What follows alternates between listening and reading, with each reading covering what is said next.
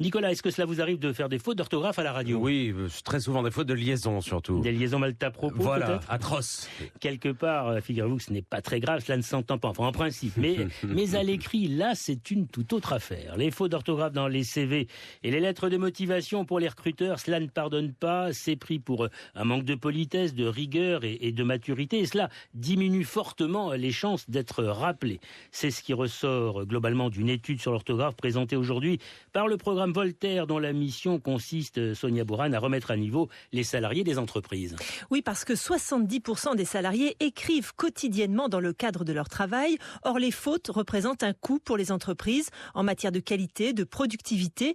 Et selon Christelle Martin-Lacroux, auteure de l'étude, à travers les fautes, les recruteurs voient les carences des candidats. C'est-à-dire un problème de correction, un problème de politesse, un problème de rigueur, de laxisme, et même ils infèrent un manque de professionnalisme aux candidatures qui contiennent des fautes d'orthographe. Et même parfois, ils vont jusqu'à attribuer à ces candidats un problème en termes d'intelligence, de capacité d'adaptation aux normes exigées par l'entreprise, ou même d'adhésion à l'autorité. Alors, quelles sont les fautes les plus courantes? La réponse avec Julien Soulier, professeur de lettres classiques en collège et formateur en orthographe. La championne de toute catégorie sont les formants « et ».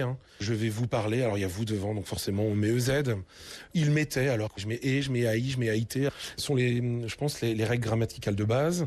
Et donc ne pas maîtriser ces structures, c'est non seulement ne pas maîtriser des accords, mais c'est ne pas maîtriser non plus la fabrication d'une phrase, donc la syntaxe d'une phrase. Et plus la syntaxe s'appauvrit, et plus la pensée s'appauvrit aussi. Dans une lettre de motivation, le nombre de fautes n'a pas d'impact. C'est dès la première faute qu'une candidature a 3 fois moins de chances d'être retenue. Comme ça, c'est dit. Merci Sonia Bourane.